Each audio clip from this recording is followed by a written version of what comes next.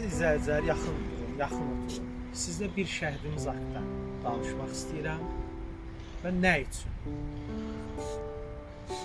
Heydərov Anar Bəhruzov. Bu gün bizim şəhidimizin doğum günü. Ayın 1-i dünyaya göz açır. Allah şəhidlərimizə rəhmət etsin. Anar Heydərov 90 gündən sonra onun nəşri tapıldı və ailəsinə təhvil verildi. Anar qardaşım Suqovuşan istiqamətində şəhid olub. Bir yerdə xidmət eləmişik. Anar bu vətən üçün canını qurban verən oğlanlardan biridir. Allah şəhidlərimizə rəhmət etsin. Amma təbrik edirəm mən sənə.